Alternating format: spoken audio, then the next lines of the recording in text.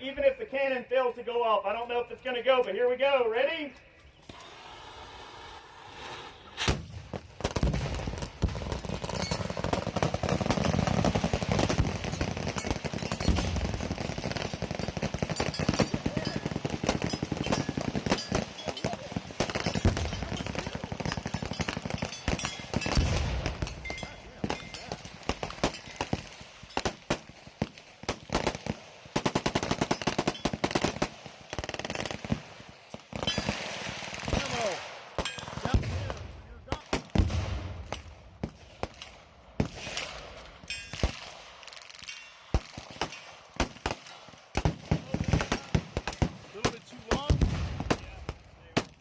Stuff them in there.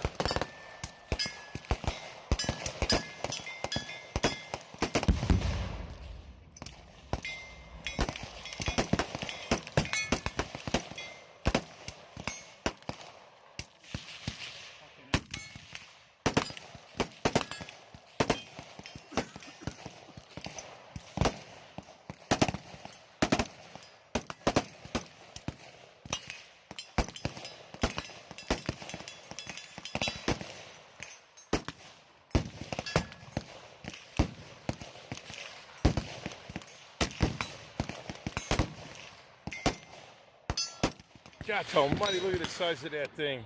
All right. So this is called a torch lock. Might have to clean this a bit. Just get out dirty.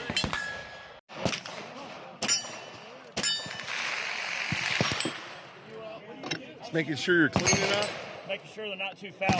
Yeah.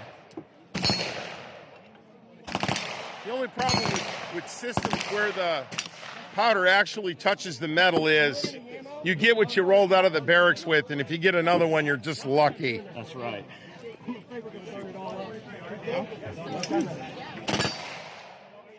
want to get in front of me? Really? No. No, seriously, because we're good. You want an honest opinion? Get up on this stool and film it from overhead. I'm not kidding. Get up there and go. That's your angle right there. Oh, hold on. You don't. A little overzealous there.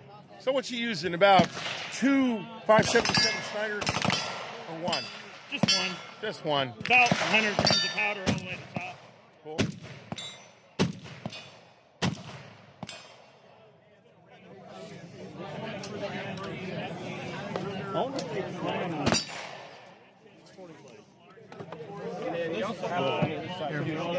There's a couple good ones. The rest. Oh, that's cool. You're shooting his 3D printed slugs out of it. That's correct.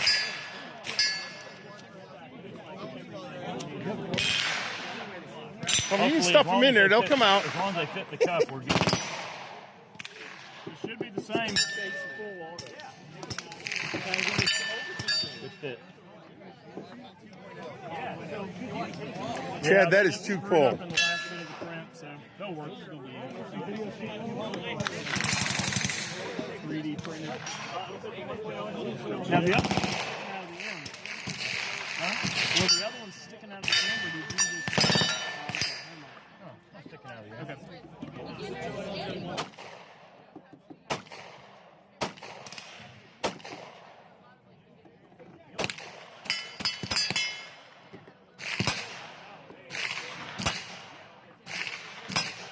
All right.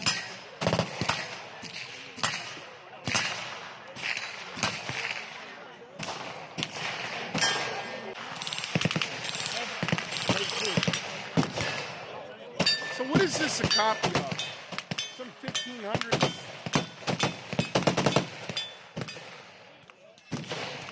It's a 1-inch swivel gun. It's a what? A 1-inch swivel gun. Nice.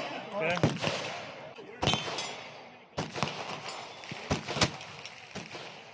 Outstanding.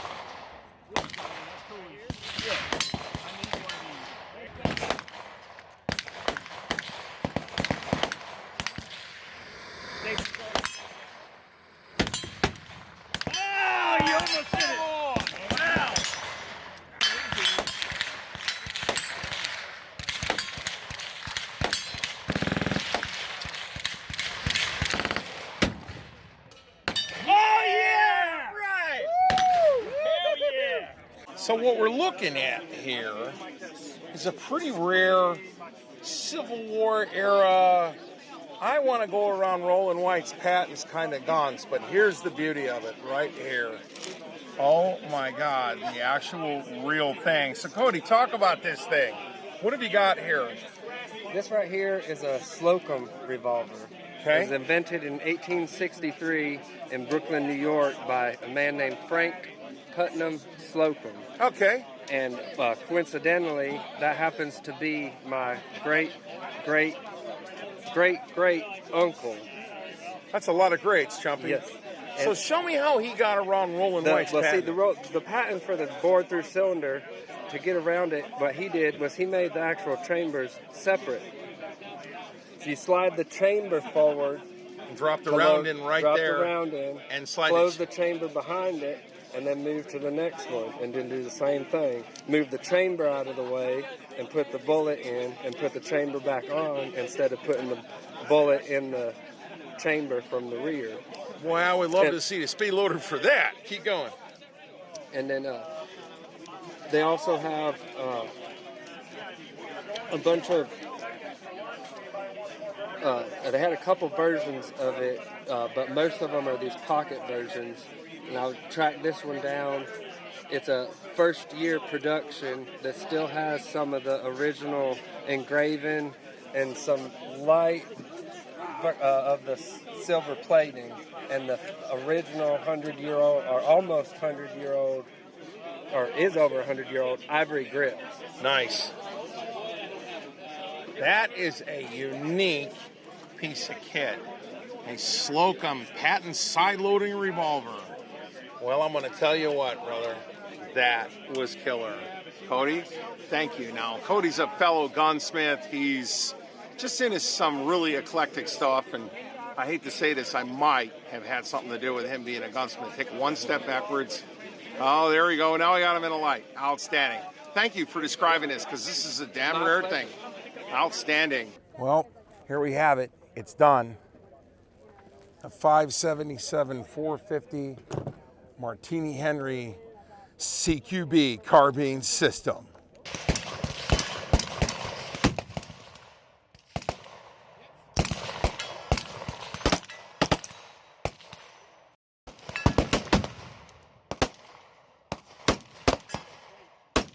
And now, when you lay on a trigger, brother, it's all you. Yeah.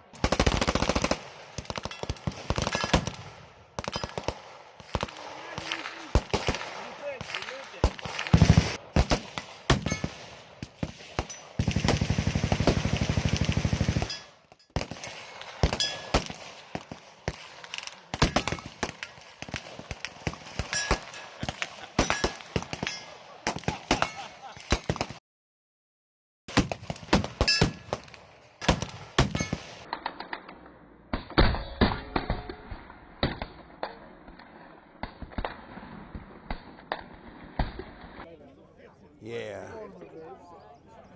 So I'm not thinking it's steampunk. This is more like geezer punk. Yeah, buddy. Miss Tanya, tell me what it is you're the skeet champion of. So I'm on the U.S. team for shotgun shooting. Okay. And I'm a world champion in skeet. Okay. That's awesome. Thank you. What got you into this? Well, my dad got me into it when I was about 16. Before that, I was a ballerina. And Nice. That's what I really thought I wanted to do as my career. Yeah. And then I started shooting shotguns and absolutely fell in love with it. And that's what I've been doing since. So that didn't take you long. A couple years, or did you shoot in college?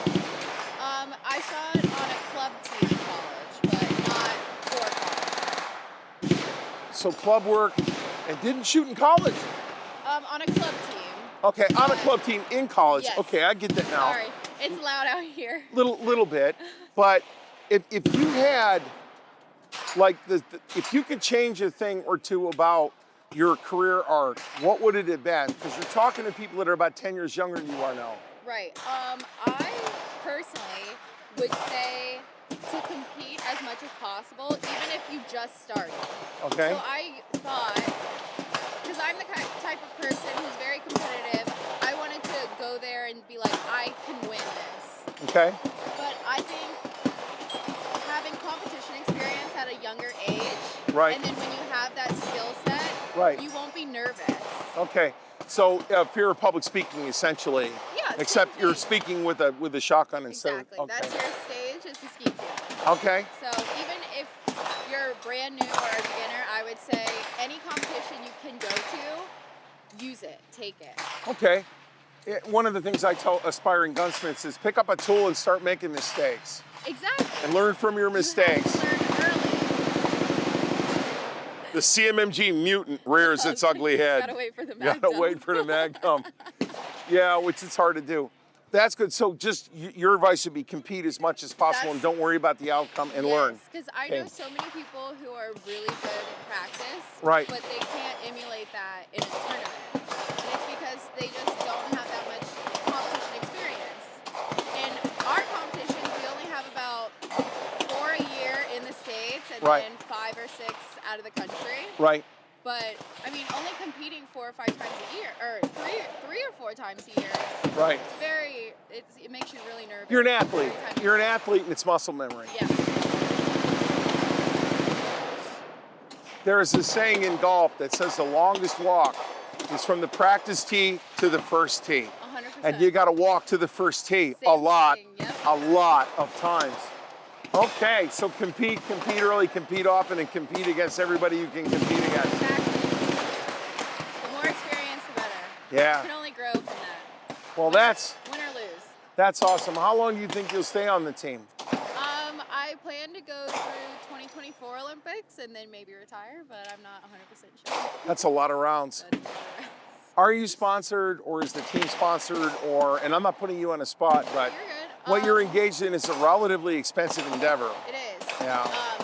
I'm sponsored now, so Perazzi is my shotgun sponsor. Perazzi, okay? Winchester for ammunition. Okay. LaPorte for like my traps. Yeah, those are the biggest signs. Okay.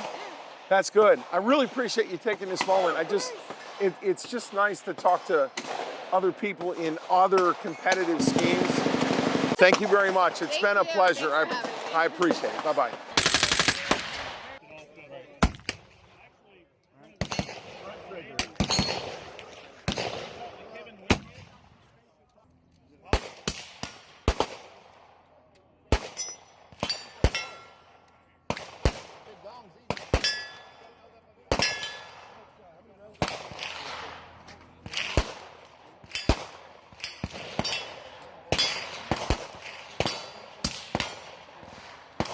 Impressive.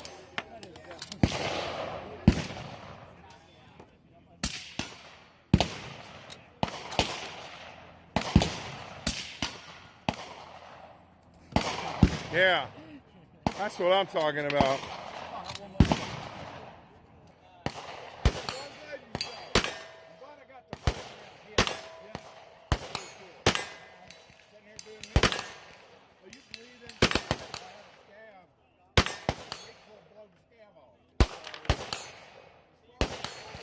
Yeah, I like that. That's a Kimber revolver. Who knew? You gotta be kidding me. That's a 460 Smith & Wesson. It's actually, well, I know the shotgun though is moving the camera, and then the servo is reacting to it. I ain't moving. That's just the muzzle blade. Yeah, that's. I'll do 44 Magnum. I'll hold there.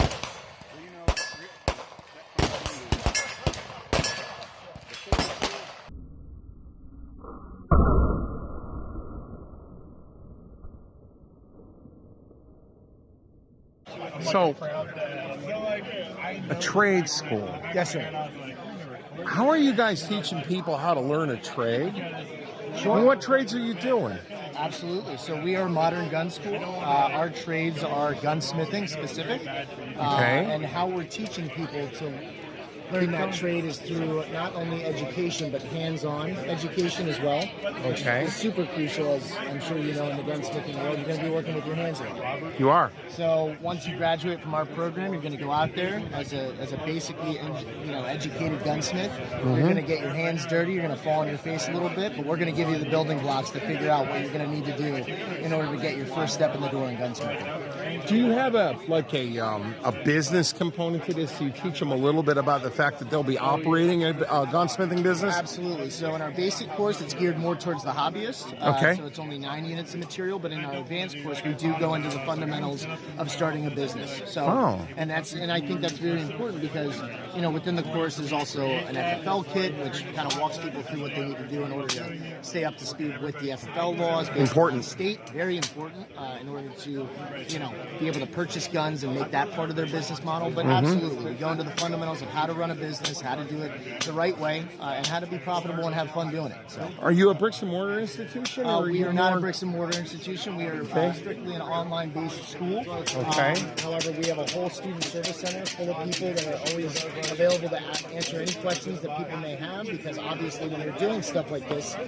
remotely, you're going to run into problems. And, something that's so hands-on that, people will get frustrated. They can call us, our master gunsmiths. We'll get on the phone with them, answer any questions, and help them through any problems they may have.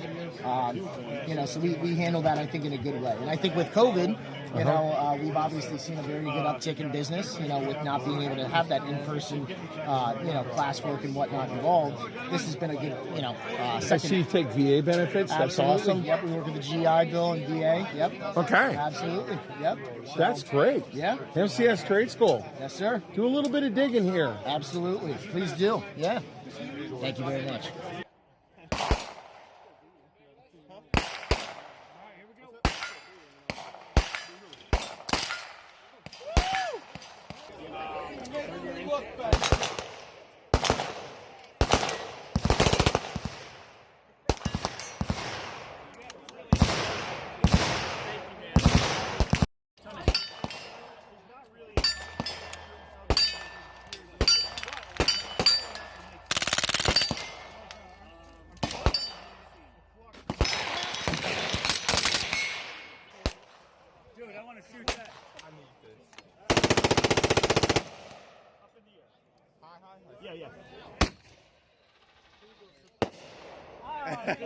Oh, that's crazy, dude.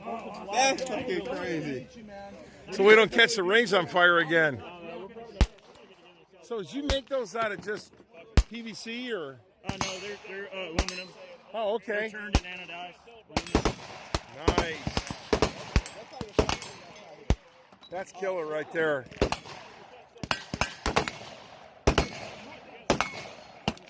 That's the funnest thing I've found. Oh, wait a minute. Give me a... Yeah. Close it up. Put it on single action just like a revolver. Shoot it in the air. Okay.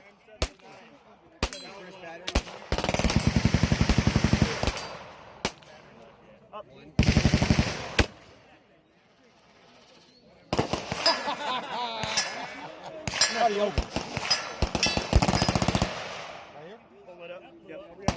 That's just like a Webley revolver. In fact, it is a Webley revolver. That shit is cool. Isn't that cool? Damn. That's not. Yeah. Fucking off.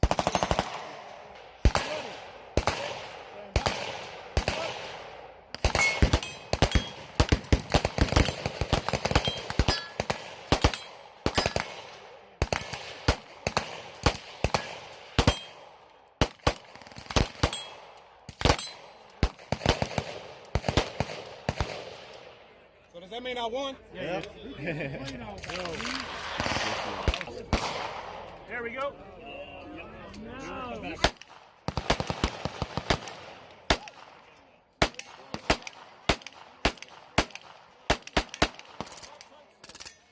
is wonderful.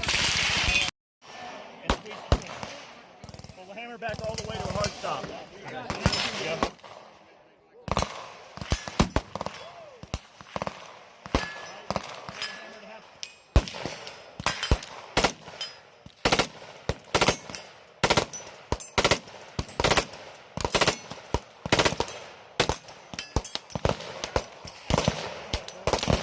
The sound waves coming off of that are making my gimbal move.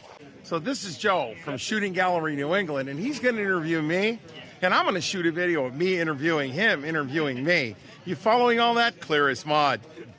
Outstanding. So Joe, you got any questions? Joe's a fanboy. Yeah, I am a fanboy. Do you got anything going on now? Do you got anything playing around? We have a 52-inch barrel, double 8-gauge flintlock going together.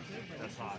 Yeah. Right now we're also building a fantail, and then the lock I have for that's an original 1595 Schnapphaus. All right. That should be badass. Anyway, how about you? What have you got going on? We got a couple builds going. I put a carbide drill bit through my hand on the mill. Well, if you're going to be dumb, you got to be tough and do it on your own time. I blame my boss, so, you know. Yeah, carbide end mill through your hand. That hurts. That sucks. How big of an end mill was it? It wasn't an end mill. It was a carbide drill, just regular carbide. How big of a drill was it? 30 seconds? Yeah, 330 seconds. Okay, so it's a small and incredibly painful hole. It just stabbed, and it's resting on my finger right above my index knuckle. Yeah. Didn't hit a nerve, didn't hit a vein. It's just in the meat. So you haven't taken it out yet? No, they wouldn't take it out. They're like, oh, we don't want to jack your hand up. I'm like, I'm a gunsmith. I gotta, you know. Yeah. What is this? Yeah. But yeah, that's what's going on. I'm working on some fixed mag stuff and masks, so I gotta fix mags to AR-15s. That little streak right there was me kissing a grinder, making making that, and then I got blood blisters, and I got okay. So here's the thing. Chip my finger on the grinder. So here's the thing. My wife knows if my hands are clean, I haven't made any money. Right. Were you recording that? No, I was just getting it in frame. Oh shit! I thought we were on film. I'm hot here. Oh, I know you're hot. Oh, of course. Well, smoking hot. Yeah. Yep. Now you're hot. Let me get out of the way. I know. I said I did it again. Just hang on to it. It ain't that bad. What's hard to aim at?